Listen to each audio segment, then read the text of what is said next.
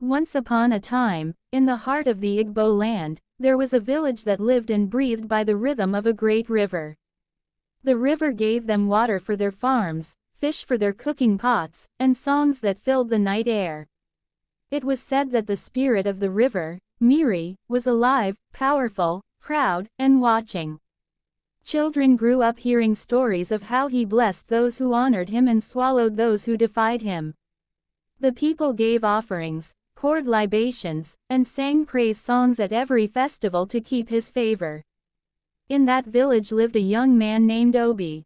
He was strong of arm and kind of heart, though his family was poor. His father had been a fisherman who was claimed by the very river that fed them, leaving Obi and his mother to fend for themselves. Obi grew into a man of quiet dignity, one who labored long in the farms, one who spoke gently even when mocked for his poverty. But his eyes, always, were drawn to one person, Amara. Amara was the daughter of the village chief. Her beauty was the kind that turned heads at the market and hushed conversations when she passed. Her laughter was like a bell, her eyes shone like the morning dew, and even the elders admitted she was touched by the gods.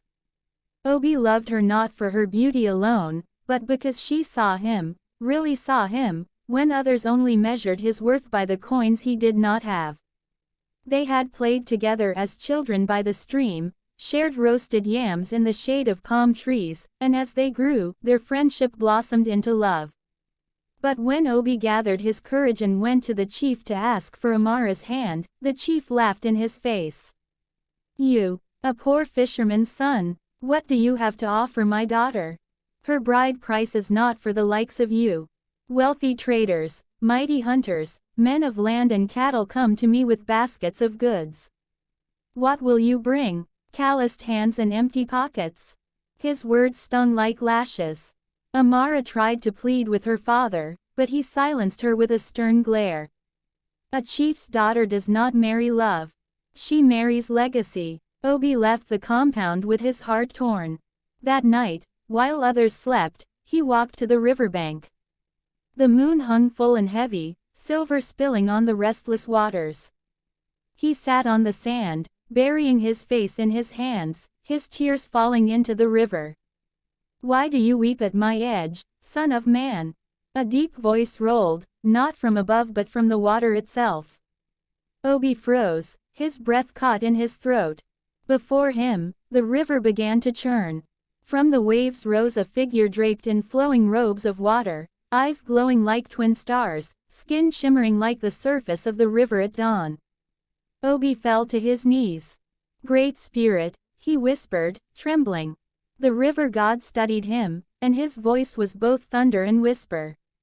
"Your heart beats with sorrow. Speak." Obi's words tumbled out. He spoke of Amara, of his love, of the chief's rejection, of his helplessness. The god listened in silence, the river at his feet swirling like a restless beast. Finally, Miri said, "Love such as yours is rare, but it is not without price. What would you give to make her yours?" "Anything," Obi breathed. The river spirit's eyes narrowed. "Then you will bring me the bride price. Not goats or cloth, not cowries or wine. You will bring me yourself. On the day you wed her, when the drums call and the kola is broken, you will come to my waters. Your life, your breath, your shadow, all shall be mine. In return, the chief will have no power to deny you. The bride will be yours." Obi's chest tightened, but the image of Amara's face filled his mind. To hold her hand, to build a life, even for a short time, it was worth any price. He bowed low. "I accept." The river swelled high, then calmed. As if satisfied. "So be it," Miri said, sinking back into the depths. The water stilled, and the night was quiet once more. From that day, fortune shifted for Obi. When he walked through the market, people who once mocked him now greeted him with respect. The chief himself announced, to everyone's astonishment, that Obi had been found worthy to marry Amara. Whispers filled the air, but none dared question the will of the spirits. Preparations for the wedding began at once.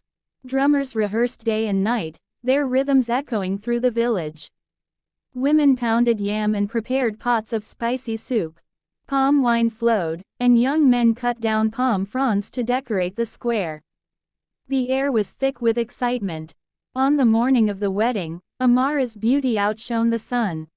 Her wrapper was dyed deep indigo, her arms jingled with ivory bangles, her hair adorned with coral beads.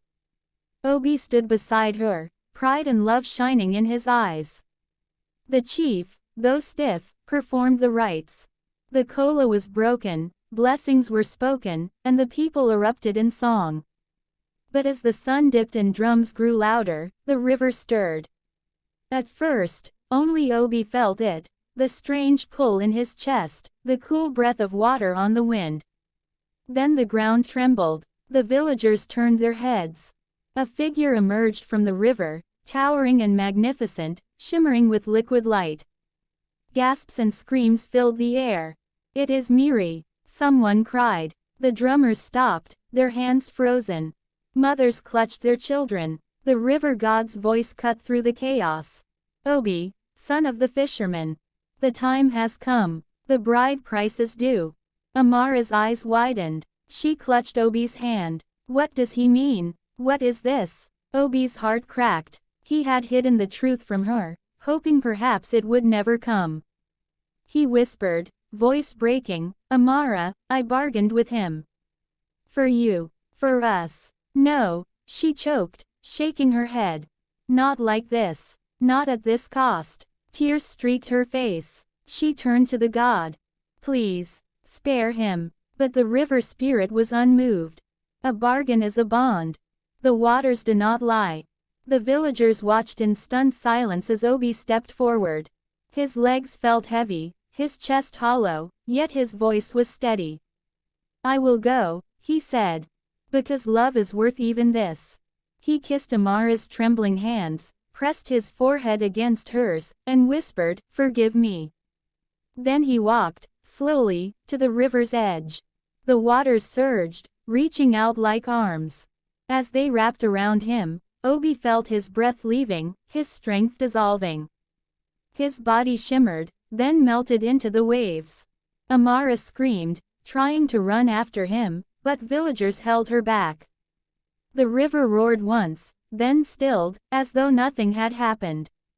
Silence blanketed the village. Only the sound of Amara's sobs broke the night. She collapsed to the ground, clutching the earth as if it could anchor her to him. The villagers whispered of sacrifice, of love, of the power of the gods. From that day, the river was both feared and revered more than ever. Fishermen claimed that when the moon was full, they saw Obi's shadow moving across the water, watching, guarding. Some swore that when they cast their nets, a strong hand guided them, and fish leapt willingly into their baskets. Amara lived on, but her laughter was never the same. At dawn, she would sit by the river, speaking softly to the waves, as though Obi could hear her. The children of the village grew up with the tale of her love, and mothers warned their sons, "When the river asks for a price, beware what you promise." And so the story was told, from one generation to the next, that true love is a flame bright enough to defy even a god, but no flame burns without consuming something in return. And that is how the bride price of the river god was paid. Thanks for watching. Subscribe to this channel to enjoy more videos.